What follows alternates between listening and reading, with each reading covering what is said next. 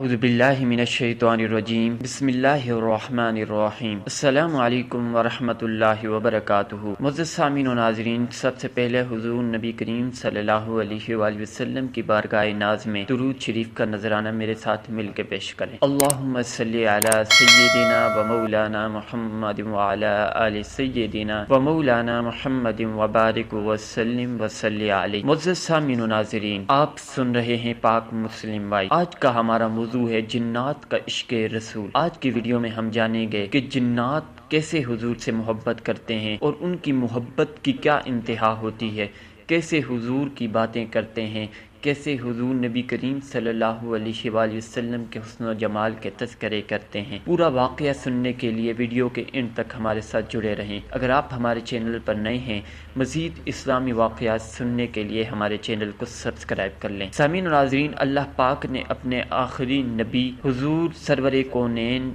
محمد مصطفیٰ صلی اللہ علیہ وآلہ وسلم کی محبت اور الفت کی دولت سے انسانوں کے علاوہ جمادات، نباتات، حیوانات، حتیٰ کہ جنات کو بھی حصہ عطا فرمایا۔ مکلف ہونے کی وجہ سے انسانوں کی طرح بے شمار جنات بھی آپ صلی اللہ علیہ وآلہ وسلم پر ایمان لا کر تبلیغ اسلام کی خدمت میں مصروف رہے، جیسا کہ 26ویں پارے کی سورہ احقاف کی آیت 29 تا 32 اور سورہ جن کی پہلی اور دوسری آیت، ان کی تفسیر میں یہ مضمون موجود ہے کہ جنوں کی جماعت نے بارگاہ رسالت میں حاضر ہو کر توجہ کے ساتھ قرآن کریم کی تلاوت سنی، اسلام قبول کیا اور پھر اپنی قوم میں واپس جا کر تلاوت قرآن سننے اور اپنے ایمان لانے کا ذکر کیا اور انہیں بھی قبول اسلام کی دعوت دی۔ یاد رہے کہ جنات کی مختلف جماعتیں وقتاً فوقتاً بارگاہ رسالت میں حاضر ہوئیں، قرآن بھی سنا اور اسلام بھی قبول کیا۔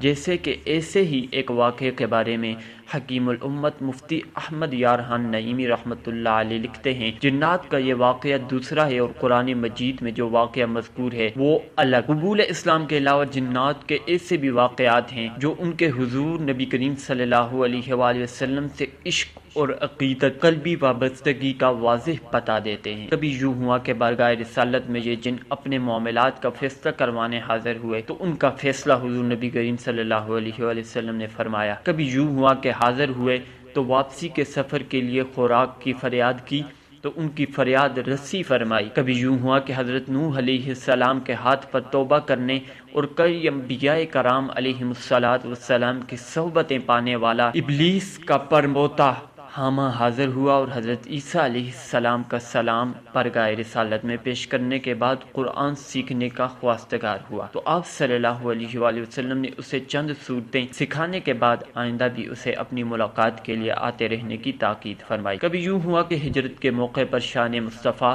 اور شان صدیقی میں قصیدہ گوئی کرتے ہوئے مقام ہجرت کی نشاندہی کی اور جو حضور کے نشان منزل سے بے خبر عاشقان مصطفیٰ کی تسلی کا سامان کیا۔ کبھی ولادت مصطفیٰ کی خوشی میں میلاد کے چرچے کیے تو کبھی گستاخان رسول کو کیفر کردار تک پہنچا کر نرالے انداز میں اسلام اور بانی اسلام خیر الانام حضور نبی کریم صلی اللہ علیہ وآلہ وسلم کی صداقت کا پرچار کیا۔ آئیے جنات کے عشق مصطفیٰ کے تعلق سے ایمان کو جلا دینے والے واقعے ملاحظہ کیجیے۔ حضرت عبد الرحمن بن عوف رضی اللہ عنہ سے مروی ہے کہ حضور نبی کریم صلی اللہ علیہ وآلہ وسلم کی ولادت شریف ہوئی تو جبل ابو قبیس اور حجوب کے پہاڑوں پر چڑھ کر جنات نے ندا کی۔ حجون پہاڑ کے جن نے یہ ندا کی، میں قسم کھاتا ہوں کہ نہ تو کسی انسانی عورت نے ایسی شان پائی جیسی آمنہ زہریہ کو ملی اور نہ ہی کسی عورت نے ایسی شان و شوکت اور قابل فخر صفات والا بچہ جنا جو آمینہ کے ہاں پیدا ہوا۔ یہ حضرت محمد صلی اللہ علیہ وآلہ وسلم تمام قبائل میں سب سے افضل ہیں۔ والدہ اور ان کے صاحبزادے دونوں ہی قابل عزت اور واجب الاحترام ہیں۔ اور جبل ابو قبیس پر موجود جن نے یوں ندا کی،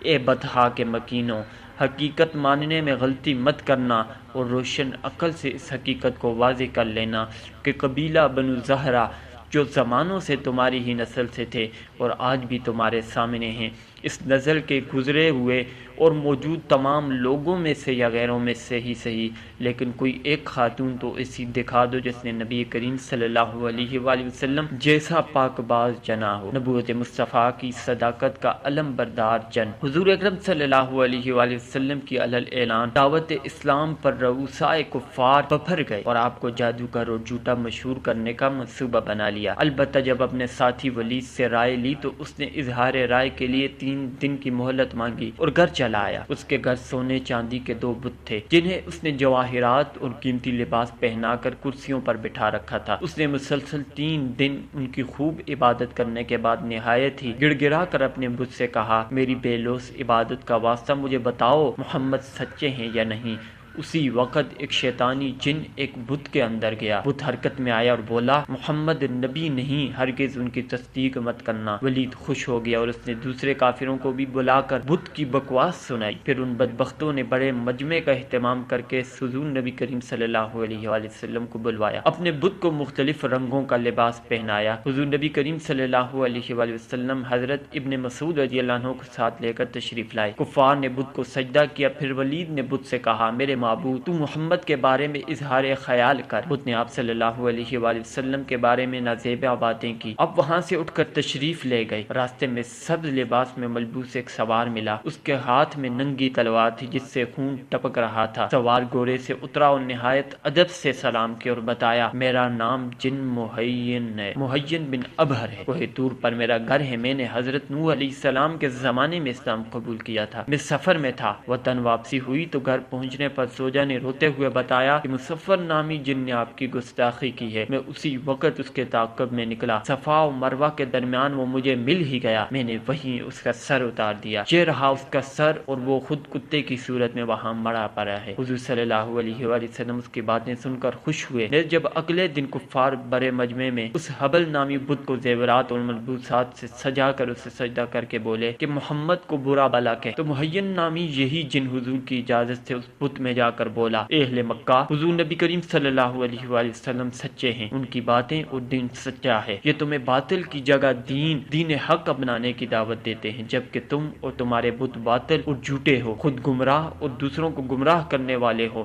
اگر تم محمد عربی پر ایمان لا کر ان کی تصدیق نہ کرو تو روز قیامت دوزخ تمہارا دائمی ٹھکانہ ہوگا، لہٰذا حضور نبی کریم صلی اللہ علیہ وآلہ وسلم پر ایمان لے آؤ جو اللہ کے رسول اور خلق خدا میں سب سے افضل ہیں۔ اپنے ہی بت سے یہ باتیں سن کر ایک طرف تو کفار آگ بگولا ہو گئے، بلکہ ابو جہل نے اسے اٹھا کر زمین پر پٹخ دیا اور پھر اسے نظر آتش کر دیا، جبکہ دوسری طرف حضور نبی کریم صلی اللہ علیہ وآلہ وسلم نہایت خوش ہوئے اور آپ نے اس جن کا نام عبداللہ رکھ دیا۔ معزز سامعین و ناظرین، انسان تو انسان، جن بھی حضور نبی کریم صلی اللہ علیہ وآلہ وسلم سے اس حد تک محبت کرتے تھے۔ آپ نے واقعہ سماعت فرمایا۔